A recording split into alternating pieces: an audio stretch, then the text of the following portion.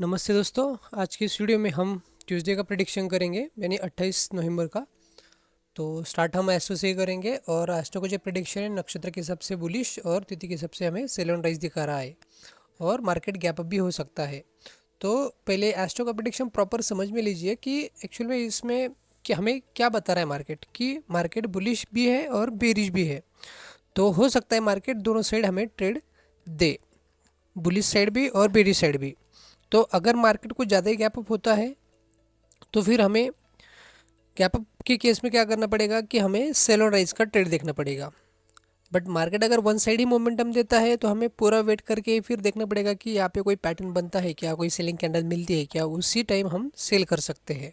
ठीक है। और वैसे तो मार्केट बुलिश है, तो मार्केट अगर थोड़ा बहुत भी गैप अप हुआ तो हम वेट करके देखेंगे कि मार्केट हमारे लेवल से गैप अप करता है क्या, फिर ज़्यादा ही गैप अप करता है। अगर हमारे लेवल पे थोड़ा बहुत गैप अप करता है तो हम वहाँ पे देखते हैं कि मतलब 5 मिनट की कैंडल अगर उसका हाई ब्रेक होता है तो उसके बाद हम बुलिश के लिए ट्रेड कर सकते हैं। तो ये था एस्ट्रो का प्रेडिक्शन। तो अभी जो मैंने टाइम दिया था और जो लेवल दी थी, तो आप यहाँ पे देख सकते हैं।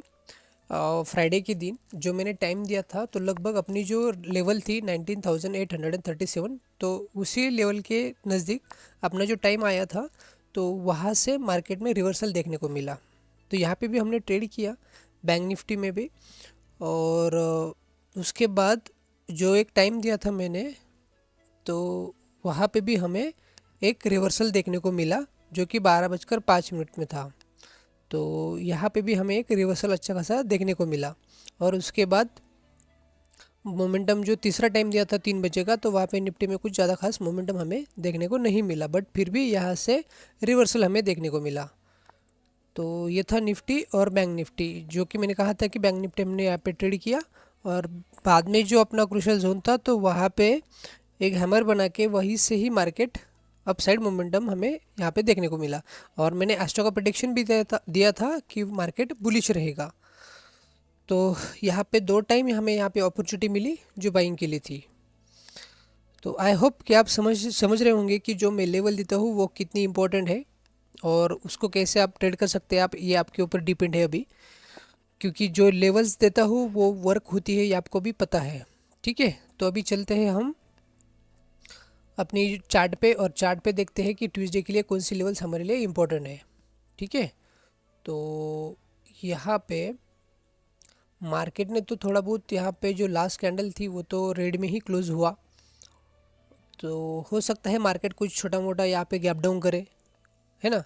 तो अगर गैप डाउन करता है मार्केट तो फिर हमें क्या करना होगा कि ये जो लेवल है लगभग 19,772, तो मार्केट क्या कर सकता है, इस लेवल को ब्रेक कर सकता है ट्रैप करने के लिए, क्योंकि मार्केट दिखाएगा कि मार्केट अभी नीचे जा रहा है और लोगों के लिए फिर ये नीचे का टारगेट देगा। बट हमें क्या करना है, हमें वेट करना है कि मार्केट में कौन सा प्राइस एक्शन बन रहा है।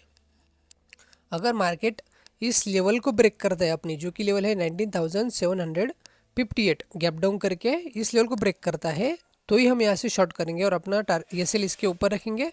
और हमारा फर्स्ट टारगेट रहेगा फिर लगभग 90,722 फर्स्ट टारगेट, और सेकंड टारगेट रहेगा लगभग अपना ये जोन, क्योंकि यहाँ से मार्केट अपसाइड की मोमेंटम हमें यहाँ से देखने को मिली है। राइट। तो ये था हमारा सेकंड टारगेट। और थर्ड टारगेट अगर इसके भी नीचे निकलता है मार्केट तो फिर हमारा थर्ड टारगेट ये रह सकता है 19,653। बट मार्केट अगर फ्लैट ओपन होता है तो हमें वेट करना होगा कि कौन सा स्विंग मार्केट पहले ब्रेक करता है। एक तो मार्केट ने इस स्विंग को ब्रेक किया, तो हमें हमें क्या करना होगा कि यहाँ पे अगर ये स्विंग ब्रेक करता है तो मार्केट में यहाँ से मोमेंटम हमें इस लेवल तक दिखाई देगा, जो कि लेवल है 19,828। तो आप प्रो ट्रेडर है तो आप यहाँ पे वेट कीजिए कि यहाँ पे डबल टॉप बन रहा है क्या। अगर नहीं बनता है, मार्केट अगर सीधा ही ऊपर निकलता है, तो ही हम यहाँ से बाइंग के अपॉर्चुनिटी ढूंढेंगे, जो कि है 90,829। तो हम यहाँ से बाइंग करेंगे और हमारा फर्स्ट टारगेट रहेगा लगभग 90,863। और सेकंड टारगेट फिर से हमारा जो गैन लेवल है 90,881।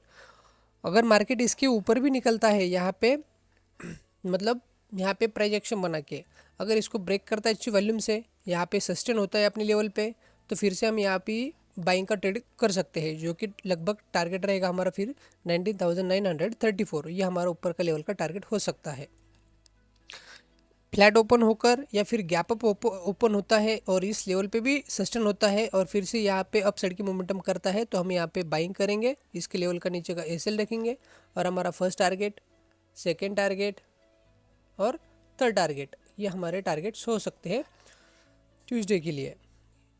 तो मैंने आपको दोनों तीनों चीज़ें बताई अभी कि गैप अप और फ्लैट ओपनिंग के सिनेरियो में और गैप डाउन के सिनेरियो में, कि मार्केट में ये लेवल ब्रेक होने के बाद हमारे नीचे के लेवल टारगेट हो सकते हैं। बट मार्केट अगर इस जोन में रुकता है तो हम यहाँ पे वेट करेंगे कि मार्केट हमें कौन सी अपॉर्चुनिटी देता है। मार्केट अगर इसी लेवल पे रिस्पेक्ट करता है तो हम यहाँ पे शॉर्ट ट्रेड देखेंगे कि इस लेवल से नीचे जा रहा है या फिर इस लेवल से ऊपर जा रहा है, तो हम यहाँ पे वेट करेंगे और यहाँ से ही ट्रेड इनिशिएट करेंगे और हमारा लगभग ये लेवल का टारगेट हम रख सकते हैं फर्स्ट टारगेट के लिए। तो आशा करता हूँ कि आपको जो मैंने निफ्टी की लेवल्स बताइए वो समझ में आई होगी। तो अभी चलते हैं हम बैंक निफ्टी के चार्ट पे।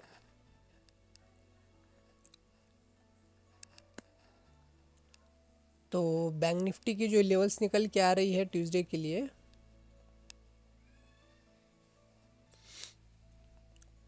हमारे लिए सबसे इम्पोर्टेंट लेवल है जो कि लेवल है 44,045। मार्केट अगर गैप अप होता है और इसी लेवल के नीचे रुकता है, ये क्योंकि ये हमारा क्रूशियल लेवल है, तो अगर मार्केट यहाँ पे कुछ प्राइस एक्शन बनाता है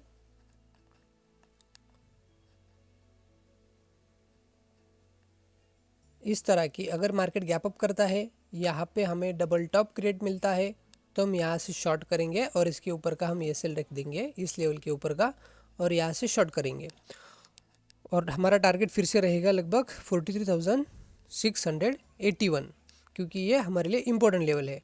बट मार्केट कुछ थोड़ा बहुत गैप अप करता है और यहाँ पे आता है अपने बाय लेवल पे, तो हम ये अपॉर्चुनिटी फिर से नहीं छोड़ेंगे, क्योंकि यहाँ पे हमने फ्राइडे को भी देखा है कि बाय जोन पे मार्केट आता है तो वहाँ से अपसाइड मोमेंटम हमें देखने को मिलती है। तो हम क्या करेंगे, यहाँ पे वेट करेंगे कि कोई एक आधा बुलिश कैंडल मिलती है या फिर डबल पैटर्न मिलता है, तो हम यहाँ से बाय करेंगे और हमारा फर्स्ट टारगेट रहेगा लगभग 44,045। और अगर मार्केट यहाँ पे सस्टेन होता है इस लेवल के ऊपर, यहाँ पे सस्टेन होता है, तो हमारे एसएल इसके नीचे रख देंगे और फिर हम चलेंगे नेक्स्ट टारगेट के लिए, जो कि लेवल है 44,466।